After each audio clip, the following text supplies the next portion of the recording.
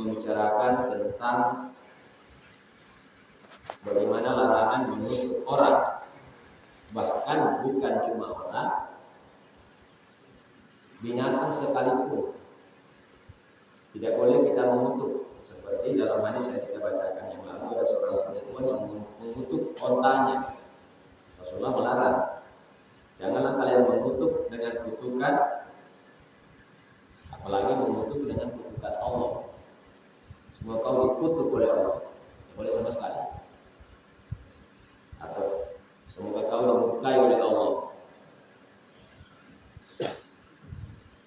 Orang-orang yang suka mengutuk tidak bisa menjadi penolong dan tidak bisa menjadi saksi pada hari kiamat. Orang mukmin bukanlah orang yang suka menghina, suka mengutuk, suka melakukan perbuatan keji dan mengatakan perkataan yang kotor. Jadi kalau jangan kita mengaku beriman kalau kita masih suka menghina, suka mengutuk, suka melakukan perbuatan keji dan mengatakan perkataan-perkataan yang kotor. Karena Nabi bersabda, orang beriman bukanlah orang yang suka menghina, suka mengutuk, suka melakukan perbuatan keji dan mengatakan perkataan yang kotor. Hadis riwayat Muslim. Selanjutnya masih hadis yang lalu. Sesungguhnya apabila ada seseorang mengutuk sesuatu, maka kutukan itu naik ke langit, tetapi pintu-pintu itu ditutup. Tidak mau menerima kutukan tersebut. Kemudian kutukan itu turun ke bumi, tetapi pintu-pintu bumi itu ditutup. Tidak mau menerima kutukan tersebut. Jadi ke langit ditutup, ke bumi juga ditutup. Kemudian kutukan itu tidak mendapat tempat. Agar tidak mendapat tempat di mana-mana, tidak ke langit, tidak juga ke bumi, maka ia mencari orang yang dikutuknya. Apabila orang itu pantas mendapat kutukan, maka ia menimpa orang itu. Tetapi apabila orang itu tidak pantas mendapat kutukan, maka ia kembali kepada orang yang mengucapkan kutukan. Jadi kembali kepada orang yang mengutuk. Dari itu jamaah sekalian, ini jadi perhatian untuk kita semua, agar kita tidak mudah untuk mengutuk orang lain, bahkan binatang sekalipun. Kutukan ini biasanya terucap dari mulut kita apabila kita sudah emosi luar biasa. Bahkan kalau tidak kalah terjadi kriminalisasi sampai terjadi pemukulan atau pembunuhan. Nah, kemudian materi berikutnya, bagaimana dengan orang yang berbuat maksiat, berbuat zalim? Bolehkah kita mengutuknya? Kalau kemarin disebutkan bahwa tidak boleh mengutuk orang termasuk binatang, ternyata ada orang yang boleh dikutuk. Siapa itu? Adalah orang-orang yang melakukan maksiat.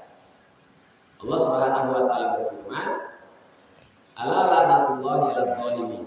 Ingatlah kutukan Allah ditimpakan atas orang-orang yang zalim. Surat Hud ayat 18. Jadi orang yang zalim Allah kutuk. Ingatlah kutukan Allah ditimpakan atas orang-orang yang zalim. Dalam surat Al-A'raf ayat yang 44, Allah berfirman, "Fa'adzana mu'adzdinun bainahum anna la'natullahi 'alal zalimin." Kemudian seorang penyeru, itu malaikat, mengumumkan di antara kedua golongan itu, kutukan Allah ditimpakan kepada orang-orang yang zalim. Kemudian kita lihat hadis berkaitan dengan kutukan ini. Hadis ini cukup panjang, tidak hanya berkaitan dengan kutukan, tapi banyak sekali yang perlu kita ketahui. Rasulullah di dalam hadis ini disebutkan begini, wasabata fi sahih Anna Rasulullah sallallahu qala la'anallahu wasilata wal mustausila wa annahu la'ana akilar riba wa annahu la'ana akilar riba wa annahu la'anal musawwirin wa annahu qala la'anallahu man ghayyara mana'a al-ardi ay hududaha wa annahu qala la'anallahu sarika yasrukul baydah wa annahu qala la'anallahu man la'ana walidayhi wa la'anallahu man dhabaha li ghairillah wa annahu qala man ahdatsa fiha hadatsan aw awa muhditsan fa'alaihi la'natullahi wal malaikati wan nasi ajma'in wa annahu qala Allahumma an riklan wa ini nama suku di Arab ya wa usayyata asallaha wa rasulahu wa hadhihi salatu qabaila minal Arab wa annahu qala la'anallahu yahuda yahudi attakhadu kubura anbiya'ihim masajid wa annahu la'anal mutasyabbihina minar rijali bin nisa wal mutasyabbihatu minan nisa'i bir rijal wa jami'u hadhil alfadu fis sahih wa ba'duha fi sahihaini Bukhari wa Muslim wa ba'duha fi ahadihima. Disebutkan di dalam hadis sahih. Jadi ini beberapa perawi. Disebutkan di dalam hadis sahih bahwasanya Rasulullah sallallahu alaihi wasallam bersabda, Allah Subhanahu wa taala mengutuk orang yang menyambung rambut dan yang meminta disambung rambutnya. Nah, jadi saya katakan di awal tadi di sini panjang, ya, beberapa hal yang terkait di sini. Yang pertama, Allah mengutuk orang yang menyambung rambut dan yang diminta disambung rambutnya. Gimana ya? Menyambung rambut. Konde. Ya. Konde. Konde ya. Konde. Konde. Nah, konde. Ya. Konde. Ya, biasanya ini kan banyak juga di artis-artis menyambung rambut. Konde ya, termasuk ya. Jadi Allah mengutuk orang yang menyambung dan minta disambung rambutnya. Yang kedua, orang yang memakan riba. Kan bahas riba ini ada bab tersendiri. Riba ini dua sekali pembahasannya. Kalau kita membahas Islamic ekonomi Islam pasti tidak terlepas dengan riba. Cara dengan bank, pinjaman dengan pinjam meminjam, sewa menyewa, jual beli, tidak terlepas dari pembahasan masalah riba. Nanti akan ada bab tersendiri tentang riba. Yang ketiga, orang-orang yang suka menggambar dan orang-orang yang suka merusak penunjuk jalan. Nah, ini menggambar bagaimana ini? Ya, nanti sebentar Pak Irwan jelaskan. Setelah selesai saya bacakan ini hadis, ya, saya jadi teringat ini pengajian-pengajian khalaqah yang disampaikan oleh Pak Sikiman, menggambar-gambar. Jadi orang-orang yang suka menggambar dan orang-orang yang suka merusak tubuh penunjuk jalan, rambu-rambu jalannya, rambu-rambu jalan. Ini kenapa? Ini kan rambu-rambu jalan di pasar ini untuk memudahkan orang lain untuk mencapai titik sasaran. Jadi ini kalau dirusak kan bisa menyusahkan orang lain. Kalau sekarang ini yang sering saya memberikan petunjuk tentang rambu-rambu jalan, kalau orang mau pergi vaksin meningitis. Kenapa? Karena kantornya itu ya, harus dijelaskan, tidak bisa hanya di apa namanya, dikasih penjelasan dengan kita punya anggota tubuh. Ya. Kalau mau ke bandara, jangan sampai masuk bandara, balik arah dulu, belok ke BTM Mutiara, dari situ dapat kuburan sebelah kiri, terus lagi belok baru dapat kantornya. Lewat kubur dulu. Ya, iya lewat kubur. Iya, karena kalau dibilang BTM Mutiara tidak juga. Bilang bandara, orang salah masuk di bandara. Wah, tidak ada di bandara. Maksudnya bukan masuk di bandara, jangan masuk bandara. Tidak sampai Gapura, sebalik arah dulu, masuk ke arah BTN Mutiara. Ya. Walaupun di situ ada rambu-rambunya, nah tertutup dengan pohon. Nah itu tadi. Ya. Ini ya. Apalagi kalau kita lepas rambu-rambunya, orang tambah bingung. Apalagi kalau di hutan, saya ingat kalau kita dulu pramuka, untuk membuat rambu-rambu jalan itu hanya dengan melipat kayu, ya, melipat kayu. Jadi kalau jalan belok ke sana, lipat kayunya, patahkan, rakit ke sana. Nah bayangkan kalau itu dihilangkan, ya, orang jadi bisa kesasar. Maka dilaknat orang-orang yang yang suka merusak menuju jalan seperti itu. Rasulullah SAW bersabda, Allah mengutuk orang yang mencuri. Ini lanjutan hadisnya. Allah mengutuk orang yang mencuri, walaupun ia hanya mencuri telur. Artinya dianggap mencuri telur ini perbuatan barang yang paling kecil sekalipun. Allah mengutuk orang yang mencuri, walaupun ia hanya mencuri telur. Dan melaknat. Apa bedanya mengutuk dengan melaknat? Dan kalau melaknat, la'anallah. Dan melaknat orang yang mengutuk kedua orang tuanya. Mengutuk kedua orang tuanya. Dan mengutuk orang yang menyembelih binatang bukan karena Allah. Allah mengutuk orang yang mencuri walaupun ia hanya mencuri telur, dan melaknat orang yang mengutuk kedua orang tuanya, dan mengutuk orang yang menyembelih binatang bukan karena Allah.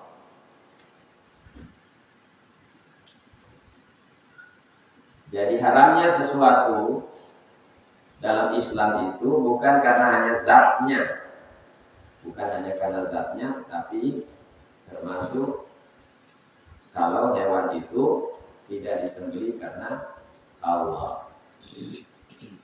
Saya di SMK 2, itu kan kepala sekolah kita kan Nasara. Ketika dia membuka kantin Dharma Wanita, itu ada guru-guru yang tidak setuju, saya juga nggak tahu. Jadi beliau sendiri yang cerita sama saya. Jadi sini dulu. Maka sampai di ruangannya dia bertanya,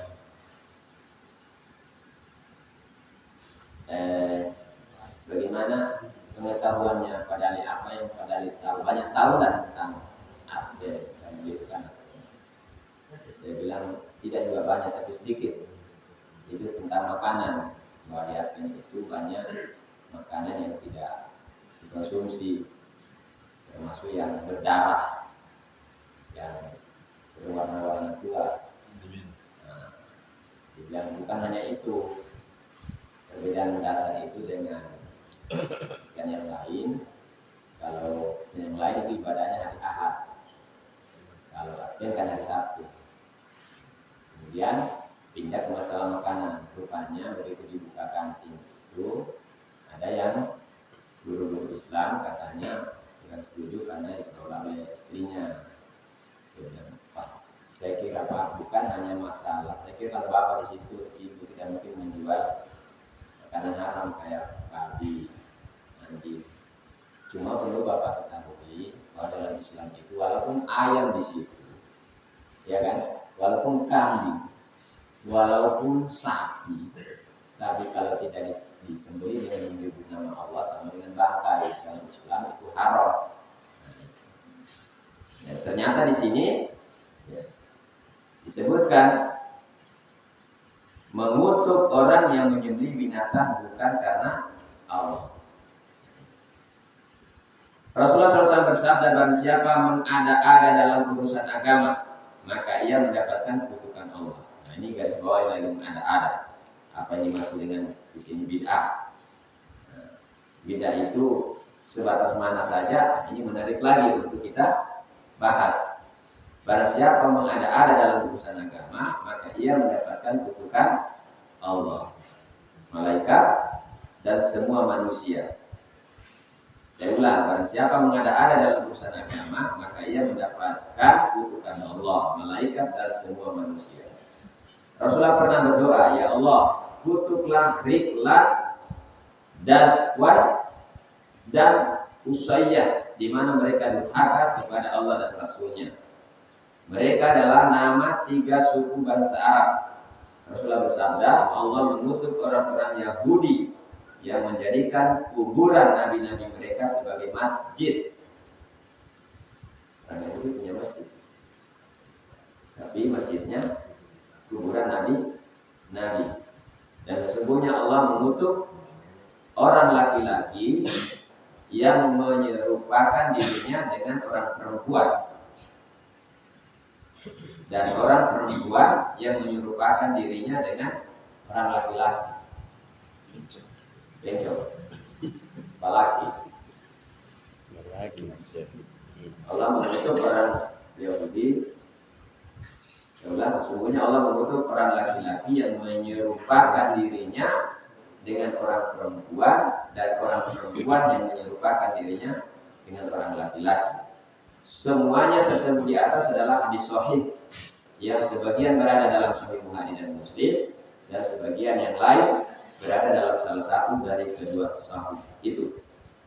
Ini adalah kumpulan hadis ya, tentang boleh mengutuk orang yang suka melakukan maksiat. Dasarnya tadi surat Hud ayat 18, ingatlah kutukan Allah ditimpakan atas orang-orang yang zalim. Yang kedua, surat Al-A'raf ayat 44, kemudian seorang penyeru malaikat mengumumkan di antara kedua golongan itu, kutukan Allah ditimpakan kepada orang-orang yang zalim. Kemudian masuk di hadis. Ada hal yang perlu mungkin mendapat penjelasan orang-orang yang mungkin mengerti. Tadi disebutkan orang-orang yang suka menggambar. Kalau merusak menuju jalan, ini mungkin banyak yang paham ya. Tapi kalau menggambar ini seperti apa? Mungkin ada yang bisa menjelaskan. Pak Iwan, silakan. Pak Iwan. Begitu saja. Ya. Biarkan ada begitu saja supaya kita tidak merusak lampu jalan. Ini sudah habis. Hadisnya sudah, cuma ini saja. Ya itu, tidak usah dibuat sampai Allah kasih tahu apa ya. Iya. Kalau tidak kita bikin bid'ah lagi. Iya. Tambah-tambahan. Kemudian di sini disebutkan tadi. Nah, kemudian berikutnya Allah mengutuk orang Yahudi dan menjadikan kuburan Nabi Ibrahim sebagai masjid. Sesungguhnya Allah mengutuk orang laki-laki menyerupakan dirinya orang perempuan, dan orang perempuan yang menyerupakan dirinya dengan orang laki-laki.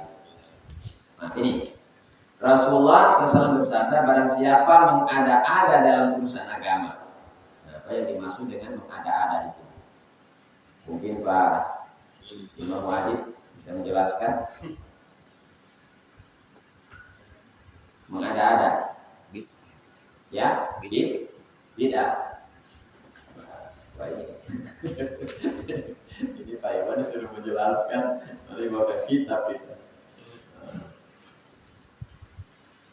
Jadi mengada-ada, kalau saya memahami mengada-ada ini adalah bid'ah. Tapi manakah yang termasuk bid'ah?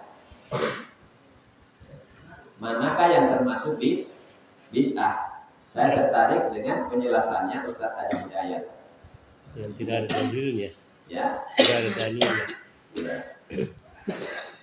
Al-Quran Kata dan Pak hadis. Ambo, bidah itu yang tidak ada dalilnya, Dasar hukum. tidak ada dasar hukumnya.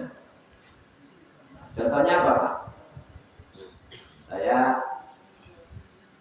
tertarik ini di Masjid Al-Furqan juga dibahas ketika Pak Hamdi Ruji menyampaikan materi Selasa malam yang lalu. Yang tadi itu yang betul-betul memang ya seperti apa namanya ya, kalau kita potong sapi untuk tujuan-tujuan tertentu ya itu ya baik yang di luar daripada dalil itu kan. Iya, kesatu memang jelas-jelas tidak ada dalilnya, tapi kita ada-adakan. Bagaimana kalau ada dalilnya? Tapi sudah ditinggalkan Nabi. Bid'ah itu, Ya, bid'ah itu hanya ada dalam ibadah khusus. iya, Ibadah umum tidak ada. iya. Iya. Jadi bid'ah itu hanya ada dalam ibadah khusus. Contohnya ibadah khusus itu sholat, puasa, Biasa. zakat, berdoa, ibadah-ibadah khusus. Maulid tidak. Nah, Kalau itu bagaimana dengan maulid? tidak mengajar. Ya, Metode mengajar. nah, metode Bukan momen. mengajar. Ya, dulu kita di Muhammadiyah maulid itu dibidahkan, ya kan? Tapi Sekarang, kalau adidaya kan tidak. karena itu saya mau bacakan apa yang termasuk bidah. Saya tertarik dengan penjelasannya Ustaz Hadi Hidayat yang sangat komprehensif. Ya. Kata Ustaz Hadi Hidayat,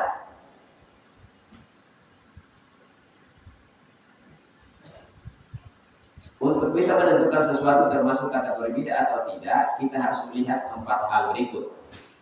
Yang pertama, tidak dikatakan bid'ah apabila ada dalil dan ada contohnya jelas. Ada dalilnya, ada contohnya. Misalnya sholat, dalilnya jelas dan contohnya jelas, tidak boleh diubah. Dalam tuntunan fikih, jika ada dalil, ada contoh, maka itu bukan bid'ah. Ada hal-hal tertentu yang sudah ada dalil dan contohnya dan harus dilakukan sama persis dengan dalil dan contoh tersebut. Misalnya berkaitan dengan sholat, Nabi bersabda, "Shollu kama ra'aitu muni usolli." Ada ucapan Nabi dan ada contoh dari Nabi. Itu tidak ada diperdebatkan. Yang sering diperdebatkan yang kedua, apa itu? Ada dalil, ada contoh. Tetapi contoh itu sifatnya sementara. Misalnya kunut dalam sholat subuh. Dalilnya ada, contohnya pun juga ada. Sepakat semua ulama bahwa Nabi pernah kunut.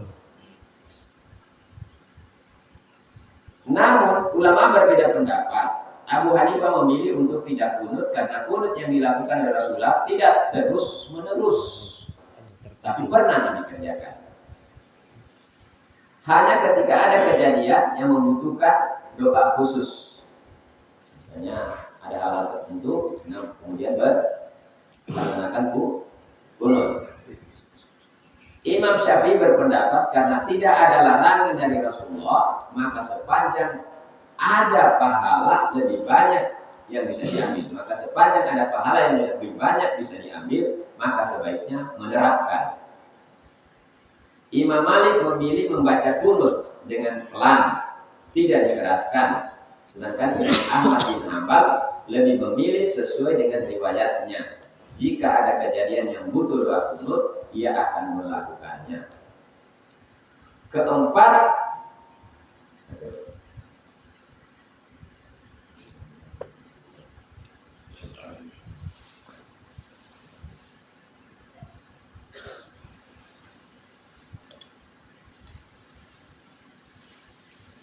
Keempat ulama besar yang jadi panutan seluruh umat Islam ini sepakat bahwa dalil kunut ada, contohnya juga ada, meski hanya pada momen tertentu saja. Namun mereka berbeda dalam pengamalannya dan mereka tidak pernah saling membedakan satu dengan lainnya. Tapi ada kelompok tertentu ya kadang-kadang ya harus membedakan. Contoh tadi kunut, karena tidak pernah lagi dikerjakan Nabi kunut. Sekarang kita beda. Sekarang kita definisikan apa itu beda. Kalau tidak. Kembali Ya. asal katanya itu misalnya surat berapa? 6 ayat 1. Ya. Tadi bersama wakil Allah. Allah menciptakan langit dan bumi. Tidak ada gambarnya sebelumnya. Cuma kun fayakun begitu sudah seperti sekarang. Ya itu beda. Hakikat daripada beda. Beda dalam pengertian fidi yang sering diungkapkan orang, bahkan dalam mukadimah ceramah ya. Ad-bidatu dalalah dalalah finnar. Kalau diartikan seperti itu berkait dengan kunut tadi, pertanyaan saya ya, orang yang melakukan kunut itu bid'ah dan itu sesat. Sekarang saya mau tanya, siapa yang berani mengatakan guru tua itu sesat karena dia kunut? Atau Hasyim Asy'ari karena mereka kunut? Atau Imam Syafi'i tadi. Atau Imam Syafi'i? Siapa yang berani mengatakan mereka itu sesat dan mereka itu neraka? Tidak ada yang berani. Kita merujuk lagi ke Muhammadiyah. Kalau contohnya kunut bukan bid'ah. Ya, Kalau kunut itu kan Yang bid'ah itu misalnya ayat ada. iya. Tidak, Kunut kalau sebenarnya kunut bukan bid'ah. hari raya. Jadi kunut bukan bid'ah. Seperti yang dijelaskan tadi, yang tidak termasuk kunut adalah ya ada dalil, ada contohnya walaupun sementara. Jadi tidak termasuk bid'ah. Hanya perselisih Iya, pendapat. gitu. Jadi itu ya, itu contohnya tadi itu kunut. Kayak lapangan, misalnya hari raya kita orang datang di lapangan. Tahiyat masjid. Tahiyat lapangan. Iya, Tahiyat masjid. Atau azan qamat waktu hari raya. iya. Itu baru bid'ah. Itu beda ya. Karena dia masuk ibadah khusus. Tidak ada azan dan qomat dalam sholat hari raya. Tidak ada contohnya, tidak ada dalilnya. Padahal bagus, apa salahnya? Ya. Ada Kalau bicara tentang dapat pahala, tentu itu bagus, dapat pahala. Tapi tidak ada contoh ya. Tidak ada contoh dan tidak ada dalil kata-kata atau ucapan Nabi. Nah, berkaitan dengan kunut tadi ini biar tidak salah paham di sini, ada katanya ya kasus antara ketua majelis ulama dengan menteri agama. Kita kan cuma dengar juga ya dari penceramah bahwa satu saat sholat berjamaah subuh ada Buya Hamka, ada Pak Idham Khalid sebagai menteri agama kala itu. Ketika Pak Idham Khalid menjadi imam, beliau tidak kunut. Padahal ya Syafi'i ya, NU. Maka selesai sholat ditanya, kenapa Pak Menteri, Pak Kiai tidak kunut? Ya karena jamaah saya ada Buya Hamka, tidak kunut. Nah, sebaliknya Buya Hamka jadi imam, dia kunut. Kenapa Buya kunut? Ya karena ada Pak Idham Khalid yang jadi makmum. Beliau kunut maka saya ikut kunut. Nah, kalau bicara syar'i, apakah mereka tidak syar'i atau kebijaksanaan itu termasuk bagian dari syar'i? Itu syar'i, menjaga ukhuwah Ya, menjaga ukhuwah. menjaga ukhuwah. Nah, ada komentar lagi di sini? Itu namanya lapisan. Ya. Begitu namanya lapisan. Kalau tidak begitu, paham rusak. Nah, kalau bicara kita kembali ke bahasan kita yang lalu tentang meratakan soft, merapikan soft, sufahu fanyata segala sunnah manis sholat. Nah, bicara hakikatnya, contohnya salah satunya seperti itu ya, seperti apa yang dilakukan oleh kedua tokoh kita, kedua ulama kita itu. Yang ketiga berkaitan dengan bidah tadi ini, kata Ustaz Hadi Hidayat, tidak termasuk bidah apabila ada dalil tapi tidak ada contoh. Ada dalilnya tapi tidak ada contohnya. Nabi tidak pernah kerjakan. Tapi ada dalilnya, ada yang melakukan. Ya, Nabi di situ ya. Nabi tidak melakukannya, tapi ada sahabat yang melakukan. Contohnya apa? Ini sudah sering diangkat juga ini, yaitu kasus Dob.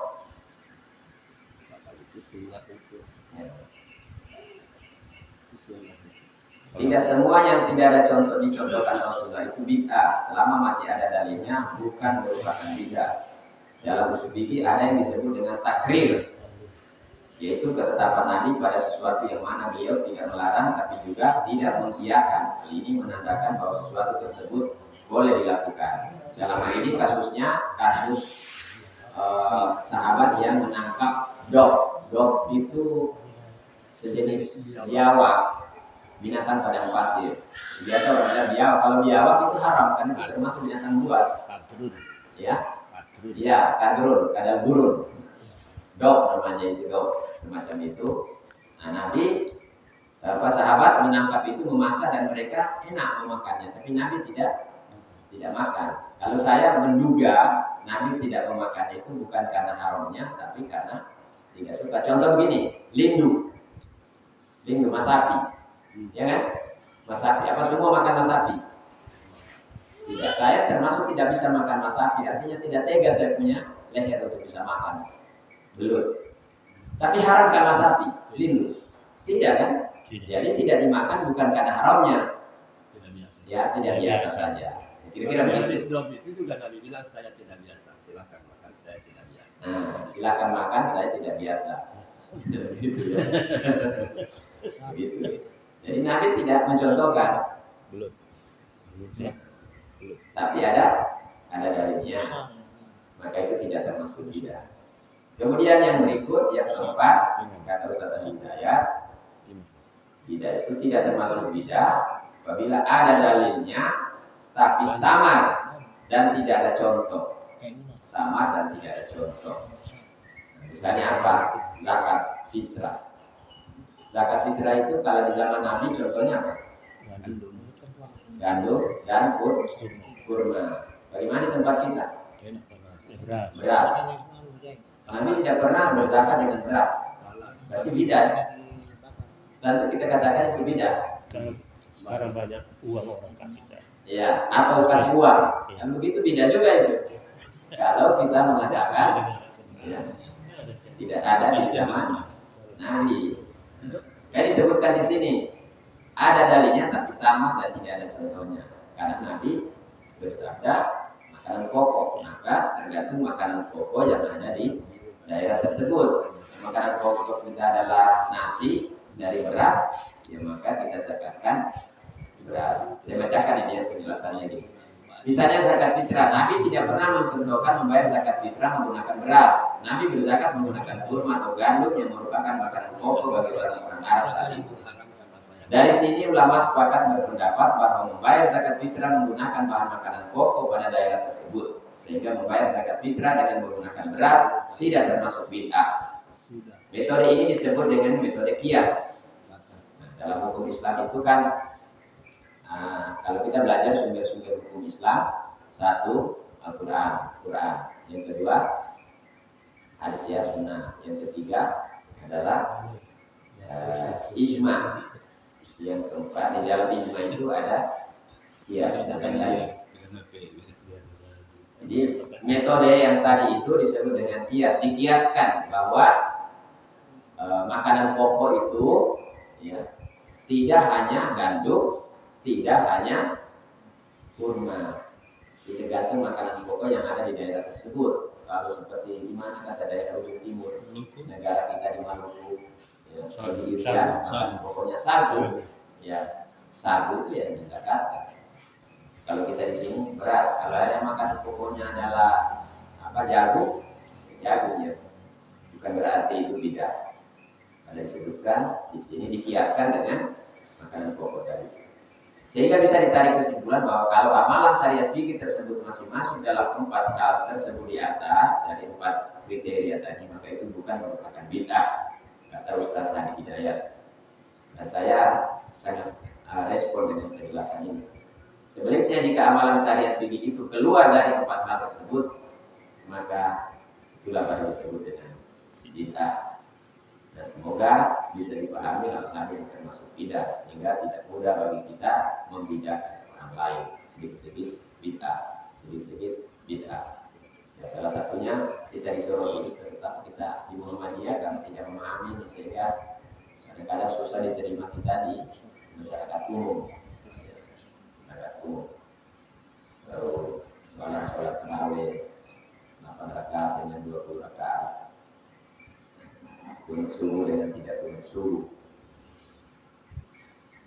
Itu penjelasan tadi tentang mengada-ada di dalam hadis ini. Barang siapa mengada-ada dalam urusan agama, maka ia mendapatkan kutukan Allah. Mengada-ada di sini tidak termasuk dari 4 kriteria yang disebutkan tadi. Jadi mengada-ada itu tidak termasuk dari 4 kriteria yang disebutkan di atas tentang bid'ah. Terkait ini ya sekalian datang Allah Subhanahu wa taala yang berkaitan dengan masalah mengkutuk.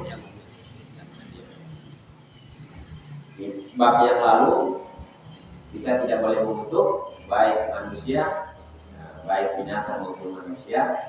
Kemudian di bab ini adalah ada orang-orang yang boleh dikutuk, yaitu yang suka melakukan kezaliman. Ya. Di surat 788. Surat 7, surat Al-A'raf ayat 108 ya. Kita lihat, artinya kita sambil belajar fikihnya ini ada makna-makna hakiki yang berkaitan dengan laknat tadi itu. Jadi itu ayat kan dari 187 ke 108. Jadi dibaca dari 187 ke 108. Al-A'raf ayat 188. Berkaitan dengan laknat tadi. 188 kata Muhammad, aku tidak kuasa mendatangkan manfaat. Surat 10 Surat 10 ya. ayat 88.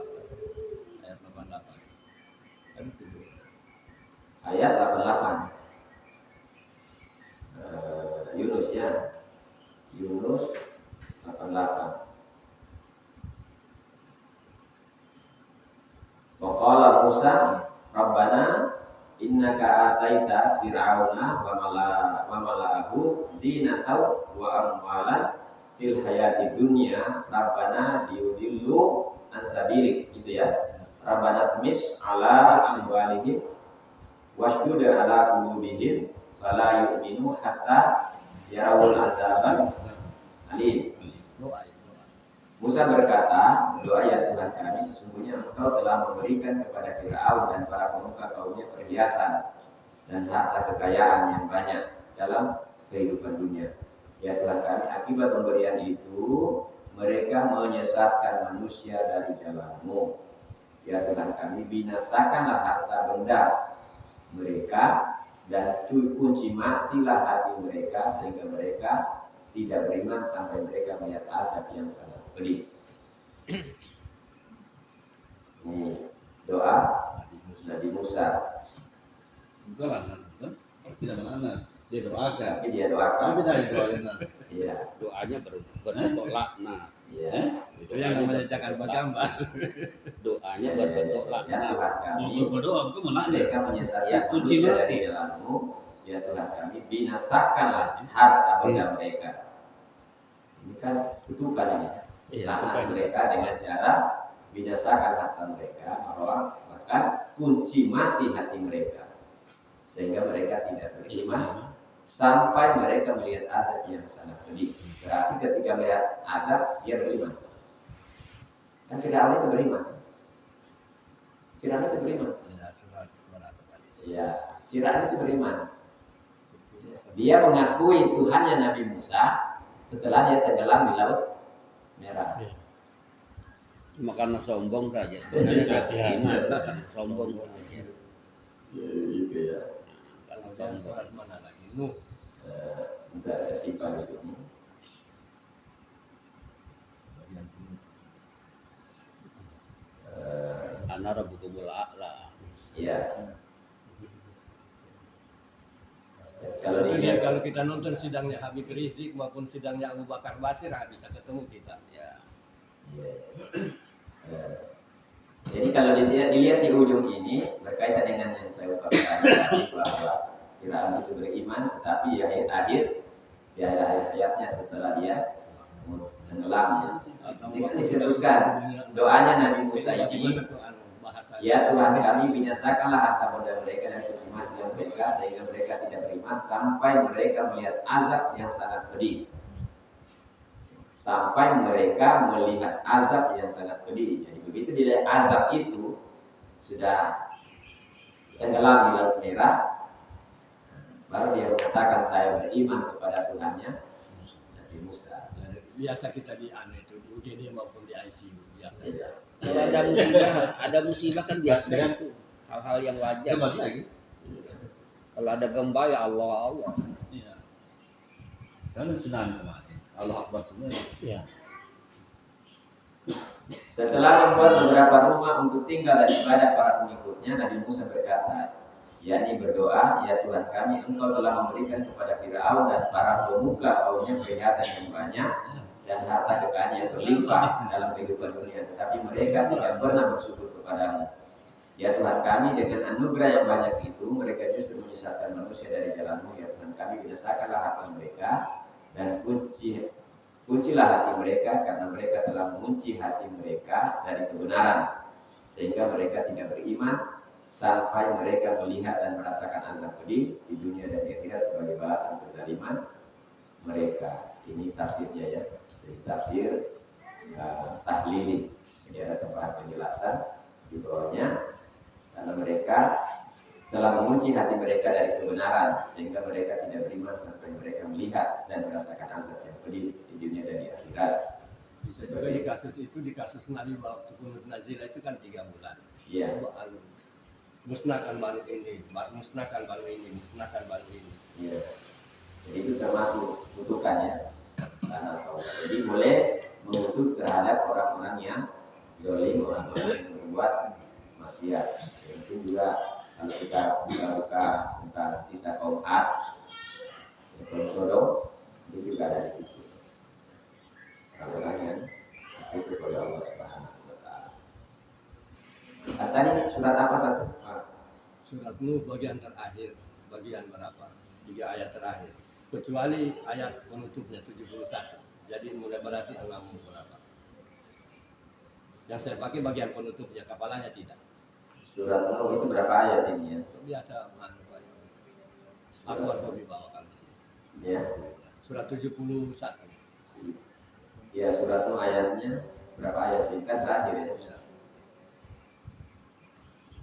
Yang di doa di terakhirnya dipakai penutupnya, kepalanya 3 ayat di atas tidak. Sama dengan tadi itu surat 1088. Surat Nuh Rabbil Firli wali walidayya waliman Nah, itu terakhirnya di atasnya. Kalau itu dipakai. wa qala Nuh rabbi Nah, la tazar 'alal ardi minal kafirin dayyara innaka intazarhum yudillu ibadaka wala yalidu illa fajiran kafar. di atasnya lagi. Sungguh mereka telah menyesatkan banyak orang. Jangan engkau tambahkan bagi orang-orang zalim itu selain kesesatan. Oh, dari sini. Waqalu la tazaruna alihatakum. Mereka berkata, jangan sekali-kali kamu meninggalkan Tuhan-Tuhanmu, dan jangan pula sekali-kali kamu meninggalkan Wad, Suwa, Yabus, Ya'uq, dan Nasr. 5 prinsip hidup masyarakatnya. Sesungguhnya mereka telah menyesatkan banyak orang. Janganlah engkau tambahkan bagi orang zalim itu selain kesesatan. Disebabkan kesalahan-kesalahan mereka, mereka ditenggelamkan lalu dimasukkan ke neraka. Mereka tidak mendapat penolong selain Allah. Nuh berkata, ya Tuhanku, janganlah engkau biarkan seorang pun di antara orang-orang kafir itu tinggal di atas bumi. Doa. Sesungguhnya jika engkau biarkan mereka tinggal, niscaya mereka akan menyesatkan hamba-hambamu. Mereka pun hanya akan melahirkan anak-anak yang jahat dan tidak tahu bersyukur. Ya Tuhanku, ampunilah aku, ibu bapakku, dan siapapun yang memasuki rumahku dengan beriman, dan semua orang yang beriman laki-laki dan perempuan. Janganlah engkau tambahkan bagi orang-orang zalim itu segala kehancuran. Ampunilah aku, ibu bapakku, siapapun yang memasuki rumahku dengan beriman, dan semua orang yang beriman laki-laki dan perempuan. Janganlah engkau tambahkan. Itu rumah belum diperjelas. Satu. Rumahku yang mana itu sudah diperjelas itu. Dimasuk dalam rumahku. Maling. Rumahnya siapa itu? Kalau maling bagaimana? Ini rumah yang mana? Yang mana? Pertanyaannya rumah yang mana? Rumahnya di Ahmad Dahlan, rumahnya di sini Pak Irwan, atau rumahnya Pak Adam Alimin yang di, atau rumah yang ada di sini? Pokoknya baca begitu saja karena ayat Quran. Baca begitu saja. Kami difiri wali-wali daya, waliman dakhala baitya mu'minan, walil mu'minina wal mu'minat, wala tazidu zalimina illa tabara. Yang sering dibaca tadi dan ayat. Kita di belakang kan. Mbak Amin kalau Mbak Amin. Kalau kita mengerti kita bahagia. Tapi kalau yang di atasnya tadi, Hantam juga. Pak Amin juga. Iya. Karena banyak sekali yang bikin sesat. Ya pakai itu untuk menyesatkan. Ini ya dari atas, mereka berkata, jangan sekali-kali kamu meninggalkan Tuhan Tuhanmu, dan jangan pula sekali-kali kamu meninggalkan Wad, Suwa, Yakus, Ya'uq, dan Nasr. Siapa itu? Nah, itu juga kepribadian masyarakat Anu Nuh itu. Pedoman hidup mereka di sana. The five. Iya, the five principle di masyarakat Nuh. The fight of life. Ya. Sungguh mereka telah menyesatkan banyak orang. Janganlah engkau tambahkan bagi orang-orang zalim itu selain kesesatan. Disebabkan kesalahan mereka. Mereka ditenggelamkan lalu dimasukkan ke neraka. Mereka tidak mendapat penolong selain Allah. Nuh berkata, ya Tuhanku, janganlah engkau biarkan seorang pun di antara orang-orang kafir itu tinggal di atas bumi. Yang mana itu orang-orang kafir? Siapa saja tidak mau ikut hukum Allah telah kafir lah. Misalnya 4 berapa? Janganlah engkau biarkan seorang pun di antara mereka orang kafir tinggal di atas bumi. Tidak berhukum dengan hukum kafir. Sesungguhnya jika engkau biarkan mereka tinggal, niscaya mereka akan menyesatkan hamba-hamba. Mereka pun hanya akan melahirkan anak-anak yang jahat dan tidak tahu. Kita tidak masuk di dalam goyang-goyang, jangan berdoa begitu karena saya. Ya. Ada lagi penjelasan? Kalau tidak ada, Jangan begitu. kita cukupkan sekian. Itu saya ada di situ. Materi kita ini tadi boleh mengutuk orang yang suka melakukan maksiat. Ini 2 ayat tadi berkembang menjadi beberapa ayat. Ada dalam surat Nuh, kemudian ada dalam surat Yunus. Surat Yunus masih berkaitan dengan kutukan Fir'aun. Sekiranya saja yang berahmat Allah Subhanahu wa taala. Karena ini memang satu hadis tapi kumpulan dari beberapa hadis sahih. Jadi orang-orang yang ditutup oleh Allah Subhanahu wa taala, yaitu orang-orang yang menyambung rambut dan minta disambungkan, orang yang memakan riba, orang yang suka menggambar, dan orang yang suka merusak tubuh menuju jalan, rambu-rambu jalan, orang yang mencuri walaupun hanya mencuri telur, Kemudian orang-orang yang mengutuk kedua orang tuanya, orang yang mengutuk orang-orang yang menyembelih binatang bukan karena Allah. Kemudian orang yang mengada-ada dalam urusan agama. Kemudian apalagi